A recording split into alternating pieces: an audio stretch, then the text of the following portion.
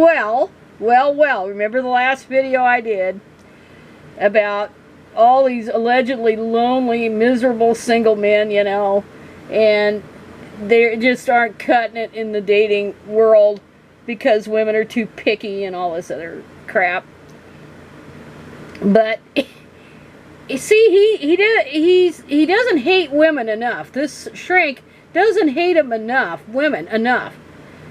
You know, he's got to be more like that crackpot Jordan Peterson, who's unabashedly a woman hater, and he needs to be more like that in order for men to even listen, because evidently this guy is getting a ton of hate mail and stuff saying, well, men, you need to work on yourselves to be more appealing.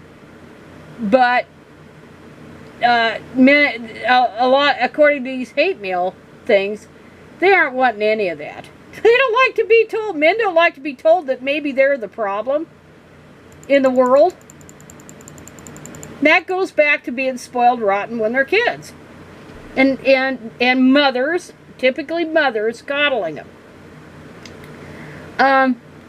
Anyway, old Greg Matos, and we talked about him last time, he argued that men need to address their relationship skills deficits because women are becoming increasingly selective. Well, I don't even know if women just aren't wanting any men. See, this is really the problem. Women don't want to even have a committed relationship or a marriage anymore. This is what's driving the birth rates going down and all that. It's that men are not worth the problem. The traditional family is not worth the trouble. They're not worth it. And so many men are raised to in a traditional marriage type situation, or to believe in it, that there's an extreme disconnect with what men have been raised to be and what women are doing today. And that was part of what was motivating old Jordan Peterson with his enforced monogamy crap. That these losers would all have wives to service them. Let's call it what it is. Service them. Their very own domestic servant and prostitute, basically. But the only way it could happen is if you take away women's rights. And this is a lot of what's motivating the anti-abortion.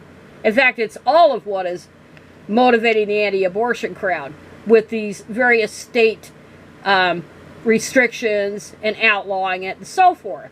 So it kind of all ties together in truth. And their biggest problem, this shrink says, is communication, which is the lifeblood of healthy long-term love. Well, love is oversold. Let's face it. It's totally oversold. And he has a TikTok page, oh, big mistake, that he has received hate mail from male followers and offered a response saying he's only inviting them to be the best version of themselves. But he's not enough of a woman hater to get men to listen to him.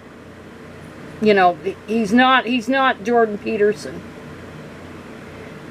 In his clip, he said, "Why? When all I'm doing is asking you to be the best version of yourself. That's all. All I'm inviting you to do is just be the best version of yourself." He went on to say, "If I as a leader am always seeking self-improvement, so why would I not look at my relationships, the people I care about the most, the people I say I love, and not ask myself, how can I love these people better? Why would I not ask myself that, unless I was afraid?"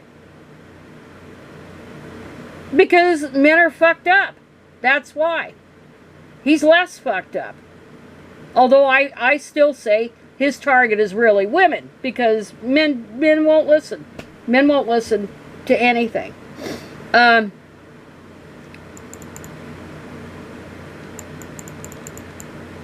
He says, society fails to teach young boys the importance of communication. which has resulted in growing numbers of unintentionally single men.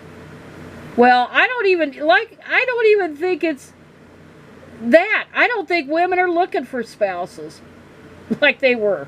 I think men could be the greatest communicators in the world and do all that. And I still think women will turn away because it ain't worth it.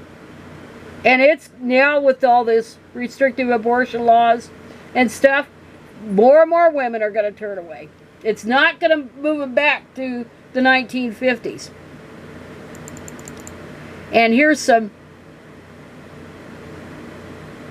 says here, according to one person, why do they hate male? You know why. Laughed out loud. They don't want to change. They don't want to evolve. They refuse to accept. We rather be at peace and alone. And that's it.